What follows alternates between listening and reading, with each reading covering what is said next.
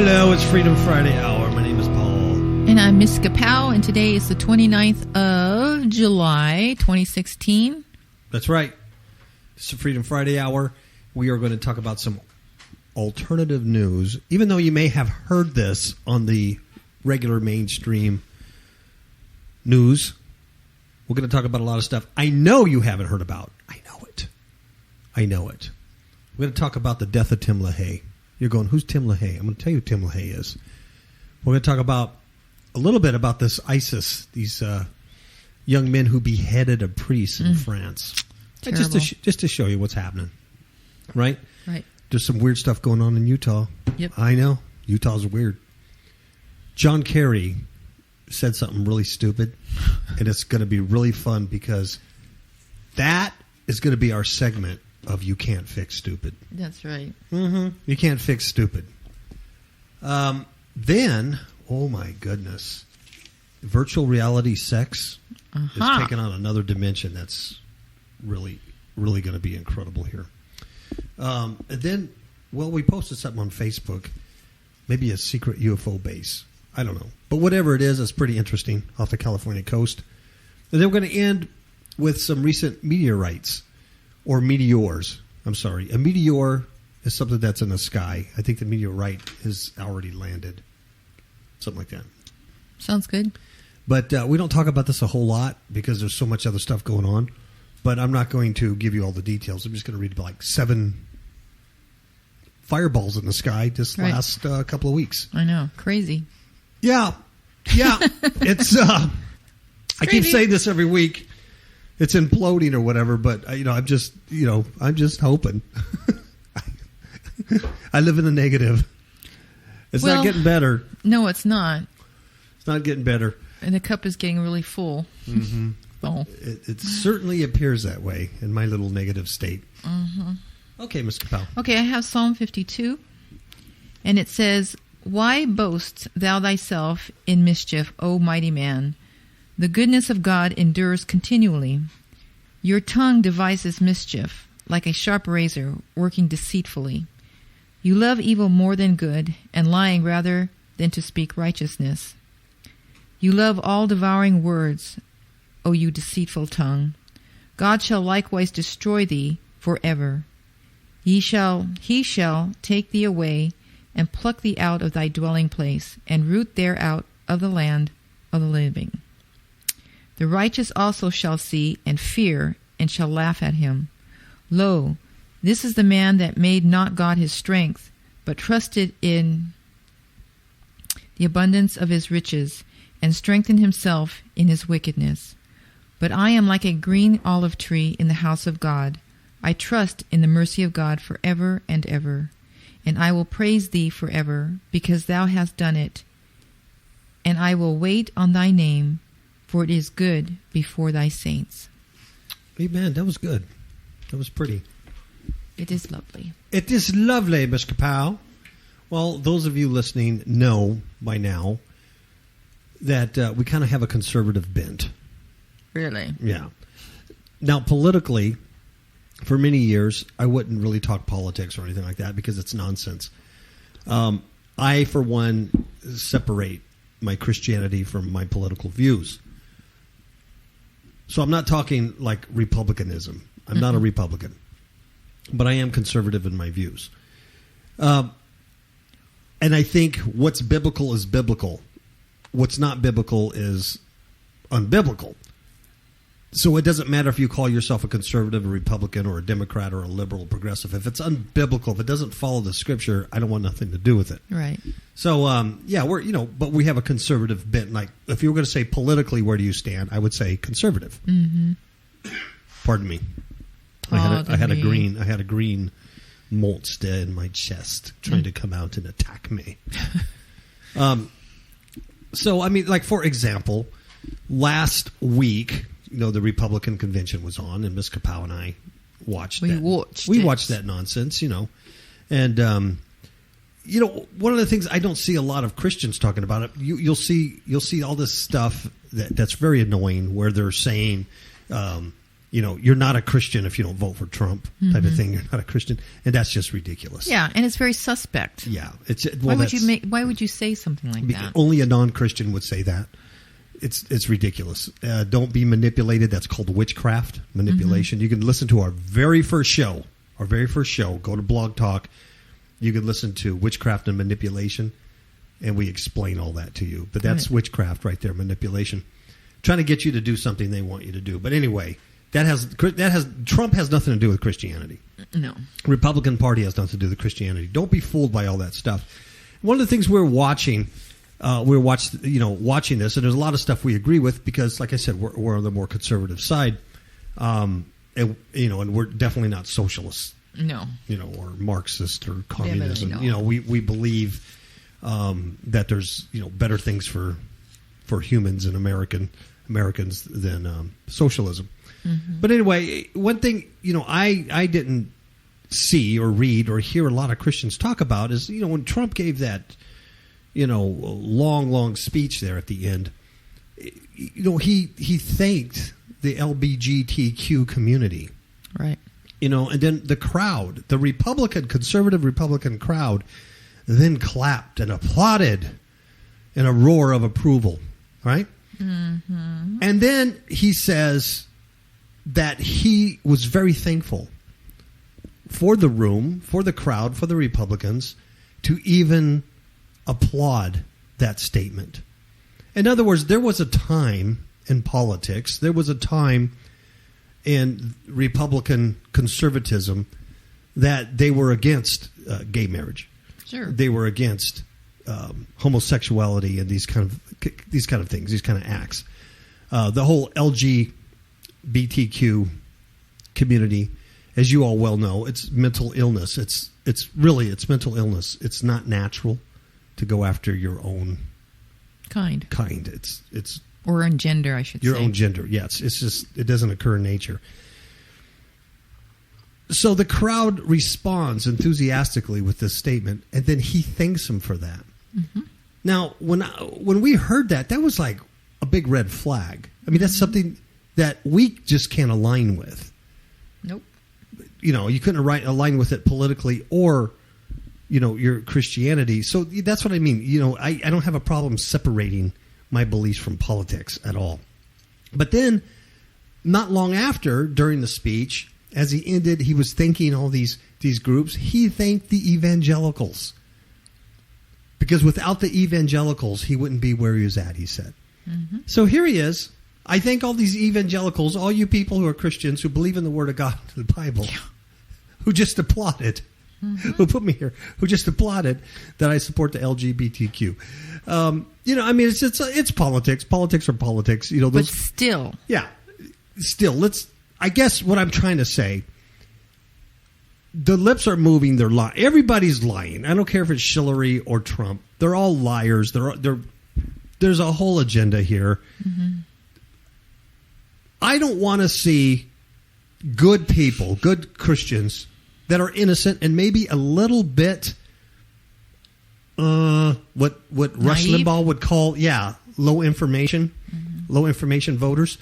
Yeah, a little bit naive, get sucked into this whole, if you're not a Christian, you're not going to vote for Trump, blah, blah, blah, blah, blah. Most people you talk to go, look, there's twiddly-dee and twiddly-dum. I got two evils here. What do I do? Mm-hmm. Really, that's how most people are kind of looking at it. Even if they're more Democratic or more Republican leanings. But there are some that are hardcore this way, hardcore that way. But Donald Trump certainly is not going to be a savior. Mm-mm. And it would be a big mistake biblically to think so. Yeah. Who's going to win? Who knows? My personal opinion, I still think Hillary is selected. Right. I think she dropped out in 2008 on a promise that she would have 2016. Because she was clearly winning. Yeah, and she would have won. She's part of the Bilderberg people. She's a very powerful woman. I still think that she would win that, as much as I dislike that idea. And I hope I'm wrong. But I just think she is. That's my personal opinion. And of course, opinions are They're very common. There's people could give you 100 different reasons why Trump would win and she's not, and this is being controlled and this is manipulated, and there's so much confusion out there. Mm-hmm. So I think as Christians, we need to really keep our wits about us in our Christianity, and it's okay. Go vote, go do whatever you want to do, rant and rave, whatever you want to do, but let's be realistic in our expectations of what it is, biblically. Right. It's politics. All right. Having said that, funny story. Miss KAPOW and I were out and about a week ago Friday. Yep. We were out and about, and it became evening tide, and we were a-hungered. And I was actually hangry. I was so hungry, I was angry. So I was hangry. And we decided to go to one of our favorite little dive restaurants. Mm-hmm. So we go to this place in the evening time, and there's quite a few people there. And so you go into this joint. It's a casino slash restaurant. That's also a restaurant. There's a big bar area, and there's a restaurant area, and you can smoke there because it's a casino, see? So people are smoking there. Then they have a back room that's not smoking. Well, the place was packed, so we couldn't get to the non-smoking back room. So we had to sit in front, like in the bar area. So we sit, and so we come there, and there's a lot of people, and there's a few people behind us coming in, and all the places are taken. There's not that many seats there. Mm-hmm. And the only thing that was available was this table with 4 seats. It's seat 4. Mm-hmm. And it was out there in that bar smoking area. So we took that table. We took the 2 seats. So another couple came in behind us, and they kind of looked around. It was crowded. They turned around and left. And then there was another couple that came in, immediately. And we had just sat down, and they were kind of looking around. Mm-hmm. And Miss KAPOW and I, at the same time, I kid you not, at the same time, without conferring with one another, looked at this couple and said, "Would you like to join us?" Mm-hmm. So it just came out. It just blurted out. Yeah. "Would you like to join us?" And the guy said, "Well, that's the best offer I've had all day." Yep.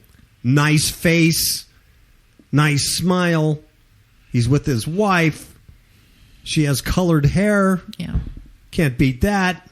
And when he says colored, it was like purple. She had like silver hair, and then the bangs were red and purple and pink. Yeah. So I'm like, okay. And green. And green. Yeah. Colored hair. Very colorful. Yeah. And so the only thing going through my head now is like, I hope they're not smokers, mm-hmm. because they're sitting right with us now. And if they light up, that's going to be miserable. And, we are in a smoking section. Yeah. So they sit down and thank us and everything like that. No problem. So mm-hmm. we start talking because obviously we're going to share a meal together now because, I'm talking one table, 4 chairs. You can't ignore each other. Right. So we start talking, and this is a great conversation. They're intelligent, bright people. They're well-traveled. They're talking about Italy and Scotland and Ireland and all these different places they've traveled, and they're talking about their beautiful home and this and that, and it's very, very interesting, and their careers and their work, and come to find out she's a retired professor. She's a doctor. She's a doctor. She's a PhD of history. Yeah, taught Nevada history and a whole bit. And he was an Air Force retiree and I guess a consultant or something like that. Yeah. He actually he was a secret agent. Yeah, there was stuff he says I can't actually give you all the details, but I think in a nutshell, they made electronic devices that would detonate. Yeah. Yeah, I got that. So he's retired. They did well. So we had a nice little conversation. And while we're talking, the TVs are on. And behind us, they're showing Hillary and Kane. Mm-hmm. And so the guy sitting with us says, "Oh, he was at our house." Yep. whoa, huh?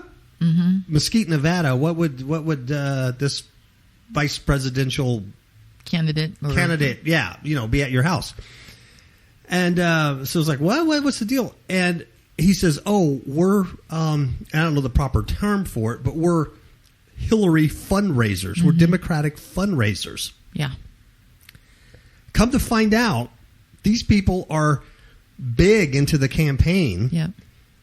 In February or March, they had a fundraiser at their Mesquite home. Mm-hmm. They live in a very nice area. And Kane was there as a senator or whatever. Right. And I guess there was a lot of media and coverage and all that stuff. And he had a big fundraiser for Hillary. Mm-hmm. They were at the caucus. They were very involved. Well, politically, we're very juxtaposed. Mm-hmm. Right? So I'm kind of looking at him with my jaw dropped, like, what? Yeah. Because I've never met anybody who actually adored her like that. I've never met anybody that involved. And now we have. Yes. I've met people who were Democrats who said, yeah, we think we're going to vote for Hillary because Trump is just too mean. And people like that. But I have never met anybody who was like hardcore. And so she kind of looks, I guess, sees the expression on her face, and she kind of looks at me and she goes, oh, don't tell me you're Trump supporters. Yeah. Yeah. I mean, just like that. And I said, well, it's like twiddle-dee, twiddle-dum. Mm-hmm. I go, where do you go? This and that. And so he looks me right at the eye, and he goes, well, Hillary is by far, an intelligent woman, by far the best experience. Blah, blah, blah. He goes on and on. So I think she kicks him under the table. Yeah. Really, I really do. I think she kicks him under the table, and then she says to him, enough. Mm-hmm. Let's not talk about politics enough. And he would have kept going, I'm sure. Right. And he did. He rambled on a little bit more about it. And so anyway, for me, I mean, Linda and I were sitting across from each other, so it's not like you can have a, powwow and a communication.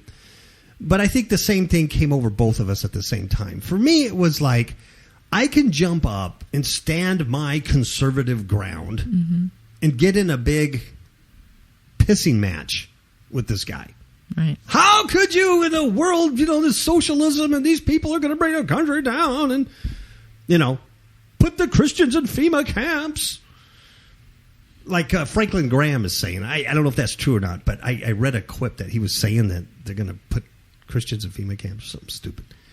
And so it was a choice of, well, you can do this or just be quiet. You don't have to. They knew we didn't agree with them. Mm-hmm. They knew that. They knew we weren't in agreement.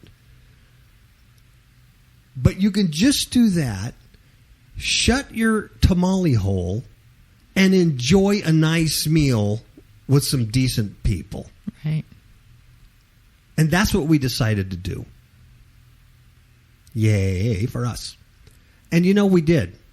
And we the conversation did just turn from politics to travel and to Italy and the food there and different stories. And go ahead. We actually had a very nice meal with these folks. Mm-hmm. We ended up exchanging phone numbers, the whole bit. Yeah. I mean, can you imagine us at the socialist liberal house? Oh, good night. No. But I mean, God works in mysterious ways. No, He does. But He does. and I'm not going to tell you that we talked about Christ or they got converted and none of that. But and then we knew also because of their stand, there wasn't anything that we could have said to go, you know what? We never thought of it that way. Let's go to the other team.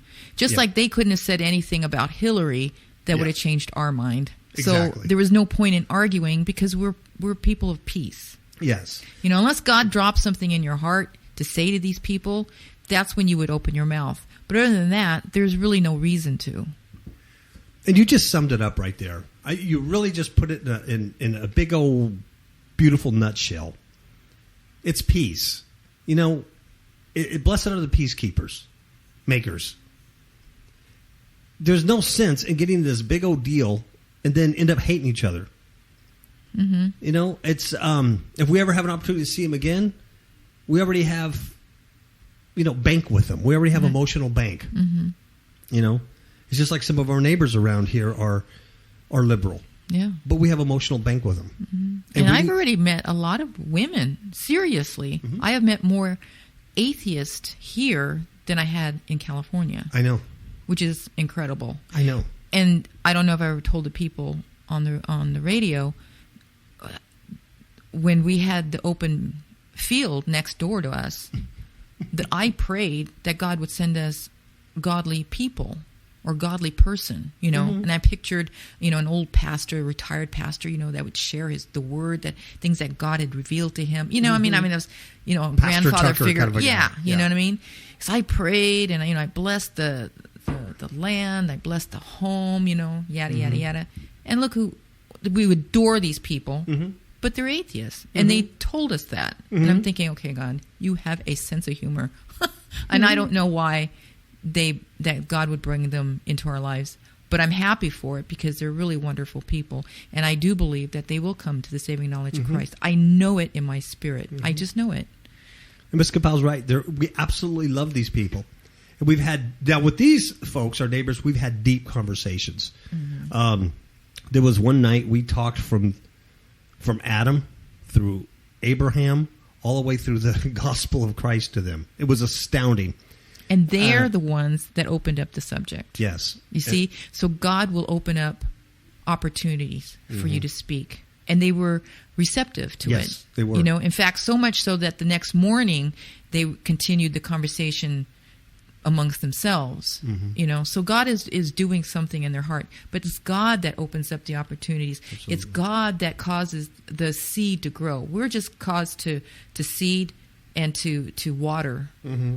To plant and water. Mm-hmm. That's all. God does all the growing. Yeah. And if you're sensitive enough, He will open the doors. You don't have to do that. Yeah, you don't have to blast them or whatever. Mm-mm. But it is amazing. And Ms. KAPOW's right. She has more little girlfriends that she goes out with that are either atheists or liberals. Mm-hmm. And they think everything's fine in the country. Oh, yeah. Which is shocking. Mm-hmm. Because where we live in this community, they're still building houses. Mm-hmm. That means everything's okay with the economy. Yeah. Because Michelle Obama's great. Because they see a little fraction of nothing. Yeah. And, it's amazing. Yeah, the stuff they say makes my toes curl, but it's like... Yeah. But, you get emotional bank with these folks. I don't know. What are we trying to say? But I guess I'm just trying to say in this long monologue that I didn't mean to go this long about. Peace. Let God use you. Let your light shine. Yeah, and... be kind. You get all crazy with this politics stuff, and you're not going to change anything. You're not going to change anybody. Don't argue. Yeah. So anyway, it was a real eye opener, a real lesson for us. And afterwards, we talked about it because these people were really nice. We really liked them. Yeah, they're very nice. And people. Interesting people. I would have dinner again with them, but it was amazing that here you are at a table. And I wouldn't doubt if they were atheists. They did talk about their daughter, who they never see, who was in a cult, apparently. A religious cult. A religious cult. And I just wonder if she's just a Christian. But anyway, it taught us something about, when the Holy Spirit just said, just keep your mouth shut. They know you don't agree with them, but don't argue. Just enjoy. Mm-hmm. Because they don't have the ears to hear yet. Yeah, they're not at that place. Anyway. Enough of that. All right, what's the next story? Next story. Let's talk about Timothy LaHaye. Everybody know who this guy is? I do. Okay, Timothy LaHaye was the author of the Left Behind series. And here's why I'm going to talk about Tim LaHaye. He's dead. He's age 90. He died in San Diego, California. San Diego. But Tim LaHaye, Pastor LaHaye, Dr. LaHaye, he wrote a lot of books. He wrote a lot of other books that didn't get anywhere near the Left Behind series. I think he sold something like 80 million. Mm-hmm. He was on the New York Times bestsellers list, every best-selling list you can imagine, right? Mm-hmm. You know how I feel about super successful Christian stuff. In my Well, it's not my opinion. It's a fact. I know this for a fact. That series did a lot of harm to naive Christians who then, to this day, believe that that's doctrine. Yeah. The Left Behind series is a fictional account. His co-author, Jenkins, even said that they tried to write regular books and no one would read them. Just like kind of like our books, our regular, regular nonfiction books, not that many people read them. And then they decided to take their doctrine, their theology, and put it in a fictional form, and it took off like crazy. Yep. You see this with a lot of Christian books. To me, that's a sad, sad statement on Christianity. Sad, sad statement. When we've moved from real scholarship to fictional stories. And then take that as theology and doctrine. But the Left Behind series had, had your Antichrist, had your pre-trib rapture, had everything happening after the rapture, Israel, had all that stuff. And so many people bought it as doctrine and theology, and they do today. Yeah. Well, they don't have to read the Word, right? Revelation is just too crazy to read anyway, so why don't we watch a movie or read a book? Just go watch Nicolas Cage in Left Behind. Nicolas Cage. Yeah. He is one of the biggest Satanist, occultist actors out there. Read up on Nicolas Cage. He stars in a Left Behind series, a Christian series, and no one has a problem with that? I don't know. Anyway, so Tim LaHaye's dead. And all I'm going to say about this, and a lot of the people are going to go, Paul, you're mean, but I don't know what's going to happen to him when he faces his Lord, and if Jesus is going to say, enter, well done, my good and faithful servant. Or is he going to say, what the heck did you do? I don't even know you. I mean, really, what this guy did, not only did he do this, he did the Left Behind stuff, and he made millions of dollars. But he also founded the pre-trib rapture group. Now, I'm not talking a group of people that he got together to talk about the gospel of Christ and share the gospel. Right. Their whole mission was to force pre-trib rapture and defend it. Yeah, like it was doctrine. And it was crazy. We watched a DVD years ago with a debate between, I forget his name, but he was one of these pre-trib rapture guys from Tim LaHaye's group, and Hank Hangergraff, who had made the mistake and came out as a partial preterist, even though he says, don't label me. I'm just saying what I found out. And he was talking about 80s, 70s stuff, and they ripped him up. In fact, I believe they actually tried to destroy his ministry if they did not. They did. And he, I remember... It was horrible. Hank was saying, I thought I was among brothers, and it was going to be a friendly debate, sharing the word with one another. You know what I mean? Yes. But it wasn't.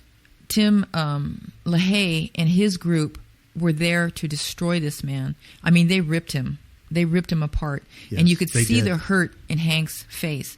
It wasn't Christ-like at all. It was disgusting. It was totally disgusting.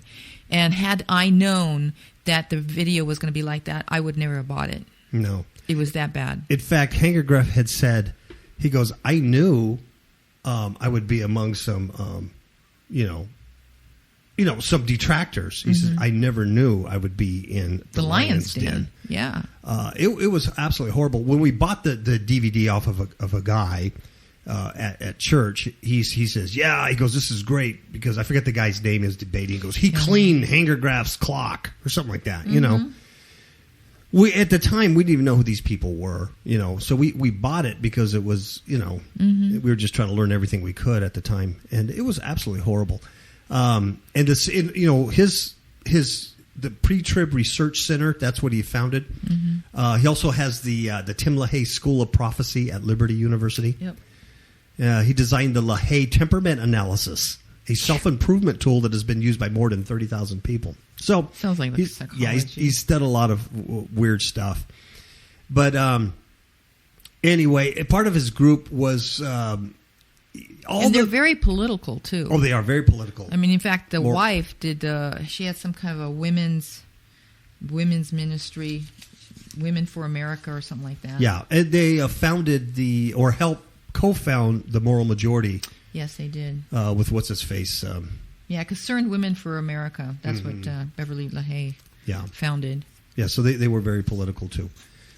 Which is a nice little segue from the political stuff. I didn't even realize that. Anyway, he's dead, folks. So, your Left Behind book is going to be worth a lot of money now. It's going to be... Anyway. Okay. London is next. ISIS threatens attacks on world's major cities as UK police issue warning to British churches following the murder of an elderly French priest. Yeah. Now that's pretty brazen. Yeah. Going into church and lopping his head off. Yep. That is really brazen. Wow. When I was what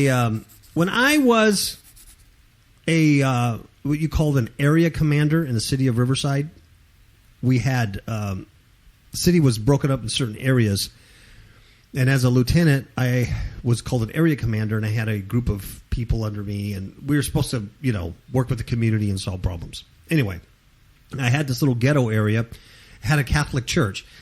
The citizens there were all Hispanic, long-time Hispanic citizens, and for the first time in history, on my watch, somebody came, got into the church, tied up the priest there, and took all the money. And it was appalling. Yep. In all history of this little ghetto of crime and murder and drugs, no one had ever robbed never think of something a Catholic like that. church. Yeah. It was amazing. And the whole community, they were just shocked. Stuff like that. We never did catch the people. We never did catch them. So anyway, but now this wasn't a robbery. They go in there, Allah Akbar, some Islamic young men, and they killed this guy. So they were French teenagers. They slaughtered this 84-year-old priest. It was last Tuesday in Normandy, France. So, boy, France is really getting hit hard. Oh boy, with they these are radicals. They are. So police have warned Britain's Christians to be on alert. Now, when they say Britain's Christians, do they mean you? Are they warning you? No. They're warning no, they're warning people who go to Catholic church. They're people who go to Catholic church. They're worshiping pagan. They're not Christians like you. Mm-mm. But see, they use that word Christian and lop everybody. I mean, Mormons are Christian. Oh yeah, SDA. And I don't know what the purpose of this is. Are they trying to start, religious war? I don't know, but this is what they do. Okay, even if it's a Catholic church, I still respect it as a church. I still respect it as an institution. You don't go in there and cut off an 84-year-old priest's head. Plus, he's a human. Yeah. You know what I mean? It's crazy. So anyway, this was the first known attack claimed by ISIS inside of a church in the West after compiling a hit list of places of Christian worship. It comes as ISIS warned that London and Washington, D.C. are next on the list. And they had images threatening major city capitals being posted online. That's right. So anyway, French religious leaders joined forces to call for reinforced security after the attack. These two French teenagers, they were both killed by police after carrying out the morning slaughter. And that was filmed on a mobile phone. They told a friend 2 months ago, I'm going to do a church. And I guess they ran out after taking these people hostage and seizing the church. They ran out yelling, Allah Akbar. And they got riddled with bullets for doing that. So they went over there. I think they won nuns in critical condition and things like that. So it was nasty. Pretty nasty stuff. So I'm sure you heard about that. That was on the news. In between all this political nonsense, you might be able to get a story now and then. Okay, what's going on in Utah, Ms. KAPOW? Utah. There's a mysterious green slime that's bubbling up from their sewers. Do you think they got aliens? You know what? It's Ghostbuster time. It could be. This could be part of the movie. They're trying to get publicity. Yeah, could be. Because Utah is such a big, huge, movie capital. It's in Bluffdale. See, look at the name Bluff. A mysterious green foam has left neighbors of one Utah neighborhood more than a little concerned after it was spotted bubbling from a storm drain on Thursday. It looks like green jello. It does. Yeah, is it jello? No, yeah, it looks like jello. Yeah. Don't look like pudding. No. Salt Lake County Health Department immediately sent its emergency response teams as well as scientists to test the bright green foam after it was reported in a Bluffdale neighborhood. Early reports indicated that the foam was caused by a toxic algae bloom that currently covers 90% of Utah Lake and has already caused more than 100 people to fall ill. See, that's pretty gross. This is toxic stuff. Yeah. And now it's in the storm drain and it's coming out. Fuchi. I'd be really concerned about my water supply at this point. Yeah. So, but they really don't know what they're doing. I mean, they don't know what is causing the foam and all this stuff. They think it could be related to the toxic algae, but they're not absolutely sure. Yeah. It's nasty. Yep. It's kind of weird. Mm-hmm. But all these things are, indicative of our times. Mm-hmm. Just weird little signs, I think. Mm-hmm. I think so, too. Okay. We're going to take a short commercial break, and then we're going to come back with You Can't Fix Stupid. You Can't Fix Stupid, which is my favorite segment. I don't know what all this fuss is about these pestilence. I think the scientists are doing a great job. Clueless? In the dark? I think the government's doing a good job. Have no idea what is really going on? I have an app for that. KAPOW Radio Show app for iPhone and iPad. KAPOW Radio Show app for Android. Get the app. Get a clue. Hey, Vinny, I love politicians. I think they've got my best interest in mind. Get the app. Get a clue. FifthHookMedia.com. All right, we've returned. Let's do the segment You Can't Fix Stupid. You can't fix stupid, Miss Pan. Stupid. Okay, John Kerry. Everybody knows who John Kerry is. The Chin. Mm-hmm. Okay, works for the United States State Department. Here's what he says. This is from FoxNews.com, so it has to be true. John Kerry says that air conditioners are as big a threat as ISIS. As ISIS, my friends. I know you're going, come on. Why in the world would anybody say that? You can't fix stupid. Can't fix stupid. Secretary of State John Kerry said in Vienna, now he says this in Vienna, that air conditioners and refrigerators are as big of a threat to life as the threat of terrorism posed by groups like the Islamic State. Now, last time I looked, my refrigerator has not beheaded a Catholic priest. Nope. My air conditioner has done nothing but given me comfort this summer in the Mesquite, Nevada heat. Mm-hmm. I love my air conditioner. It has never threatened me or to blow me up. But not to John Kerry. Not to John Kerry. The Washington Examiner reported that Kerry was in Vienna to amend the 1987 Montreal Protocol that would phase out hydrofluorocarbons. Oh, my. Mm-hmm. Or HFCs.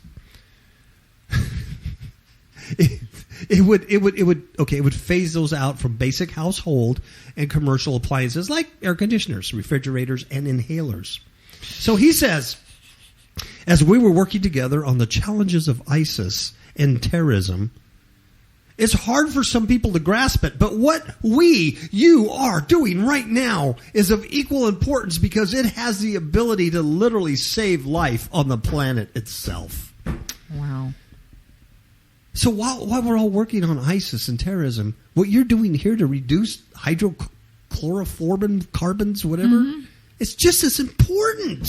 Yeah. It's important. Just as important. It's because they're just as deadly. Mm-hmm. Kerry said that most of the substances banned in the Montreal Protocol have increased the use of HFCs and claimed that the coolant was thousands of times more potent than CO2. Oh, and guess what?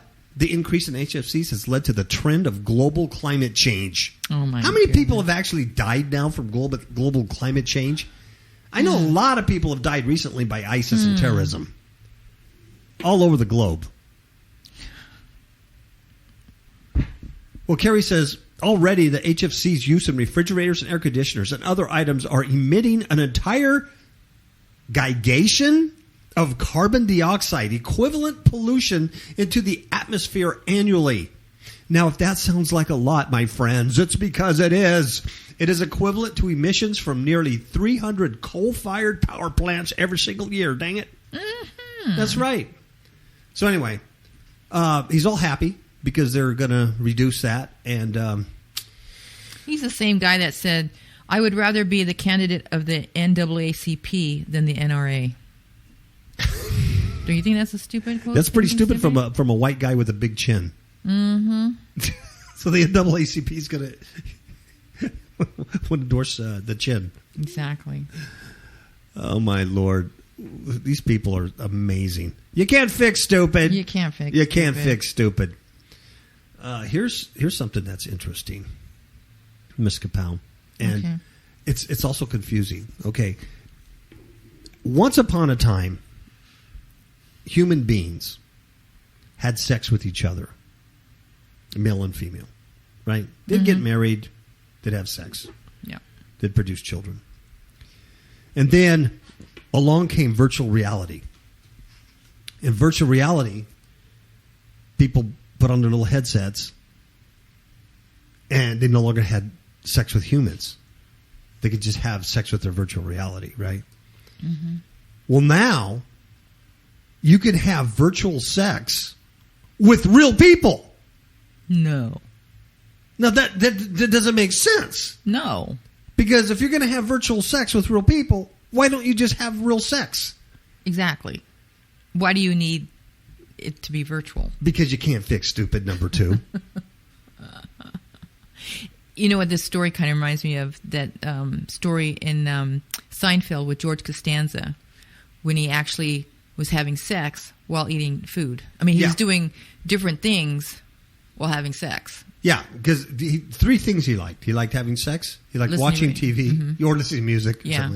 And eating. Right. So he had a ham sandwich. He was listening to the ball game. While having sex. With his girlfriend. That's what this reminded me of. Yeah, so now it's come to fruition. It's a company called KAPOW, and they're globally launching a virtual reality platform in a couple of weeks. August 1st. Uh-huh.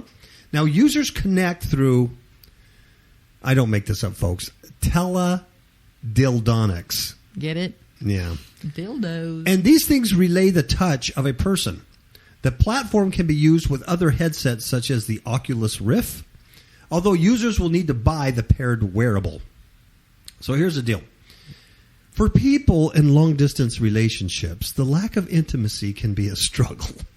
Wow. I'm already laughing. But a new virtual reality device may mean you no longer have to physically be with someone to experience having sex with them. See, that's nasty. It doesn't make sense.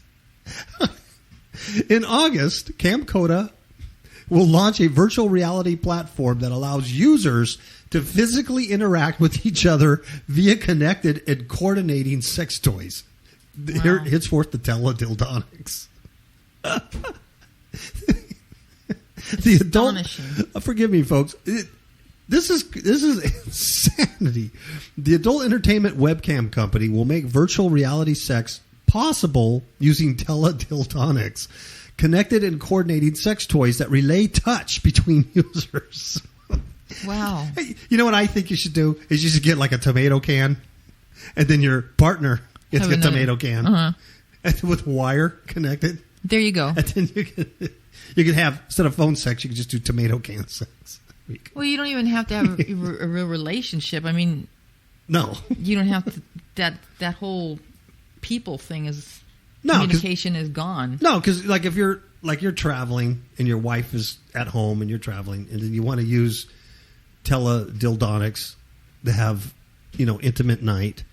You can go on Skype and have a nice intimate dinner together and everything. Do teledildonics, and then when the wife starts wanting to cuddle and talk. Yeah, you just turn her off. You can just turn it off. And then you go, I'm sorry, I'm losing you. I got mine. Yeah. Okay. Then the wife gets the cuddle bear. Oh, yes, that's right. Or just hires the cuddle The guy. cuddle guy. The cuddle guy. Or gal or Yeah, whatever you want. want to cuddle with, yeah. Man, there's a smorgasbord out there. Oh, there's all kinds of stuff to do your perversion.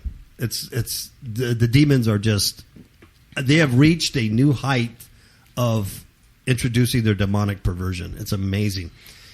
The devices have been designed by Kiru, who have created a female and a male simulator. And this is kind of how it works. Mm-hmm. When the woman interacts with the female toy, it feeds pressure data through to the male toy or sleeve in real time to stimulate the feeling of sex. As with real sex, it involves both parties. The male sleeve tightens based on the pressure it gives the female toy, and the female toy gives feedback from the sleeve regarding speed and intensity, blah, blah, blah, blah, blah. And they're saying it replicates real-life experience, creating... Okay. They say we want to provide our users with a unique experience that constantly stimulates their imagination. Oh, yeah, I can imagine. Plus, you'd be doing things that your other partner probably wouldn't want to do. Yeah. Sort of, right? Yeah, my brain is overloading. Yeah. They say while the platform could be used by couples, it could also be used by people wanting to experience virtual sex with cam models on the CamSoda website. That's more than likely going to be 99.999%. Well, that's what I mean. Of You its could use. do your imagination without having someone go, I don't want to do that. Yeah, exactly. CamSoda has a range of chat rooms with a diverse team of models to entertain viewers at all times. That's what's going to happen. So in a nutshell, they've designed female and male simulators. The simulator feeds pressures. As with real sex, it involves both parties. And anyway, so Sick. That's the latest in you can't fix Stupid perversion. That's insane. And then you can see the whole host of things that opens up, right? Mm-hmm. All right. This is just strange. I don't know what it is. But on Google Maps or whatever, Google Earth, Google Maps, there's a discovery off the Gulf of California. And I posted this on our Facebook page. Amazing. And you can see the blue water. And it's definitely not natural. Mm-mm. It's a design. So it's a huge design. And underneath the water. Underneath the water of the Gulf of California. And, of course, many people think it's an underwater UFO base. Whatever it is, it's very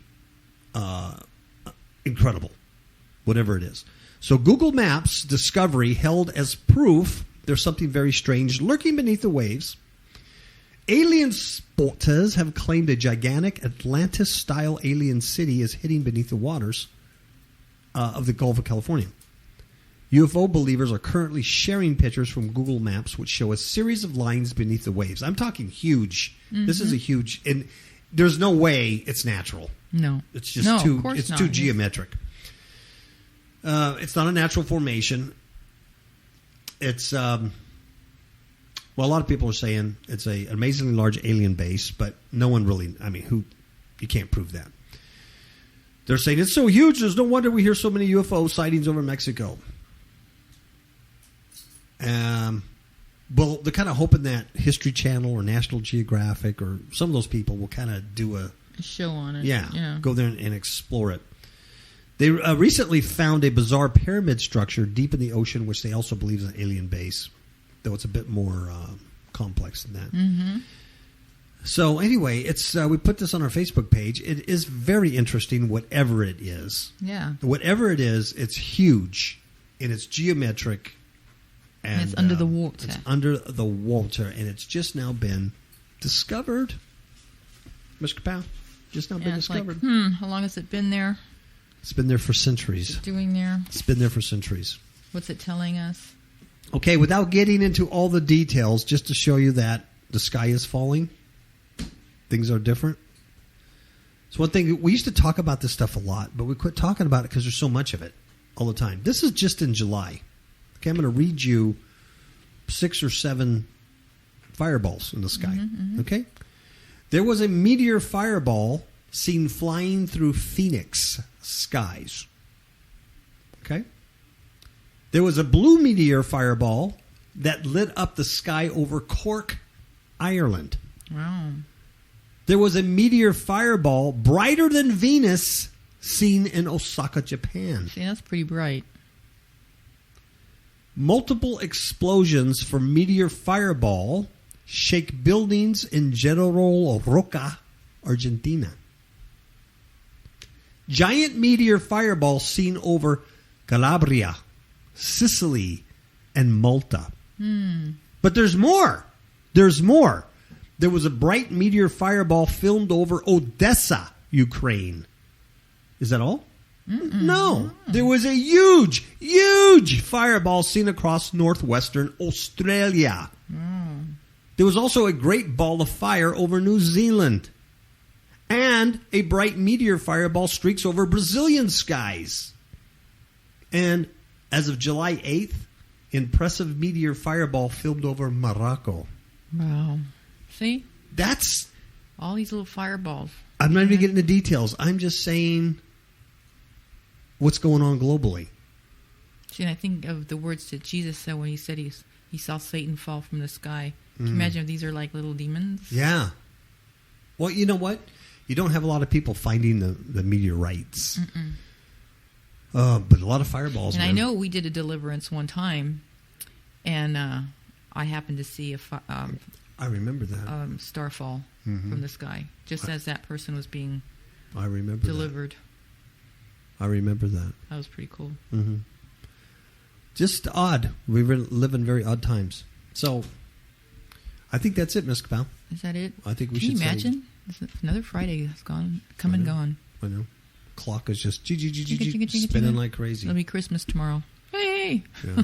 Well, you know why time's going so fast? Earth is flat. It's no longer round. It's flat Earth. Flat And Earth. so the sun doesn't really set or rise. It just bounces around the flat Earth. So there's really no day or night. Then why does the scripture say that he sits on the circle of the earth? Well, that's the old Bible, but the Mandela effect has changed it. Alrighty then. No, actually, the flat earthers say that scripture means circle like circumference of the earth, not sphere of the earth. Seriously, that's how they get around that. Some weird people out there, man. Silly. Some really, really strange folks that doing weird heretical things. I don't know why. Because it's the time that Yeah. we live in. Yeah, I guess so. They want to distort the word of God more. They want to destroy the name of Jesus, like the Sanhedrin. Give me a ciao. Ciao, babies.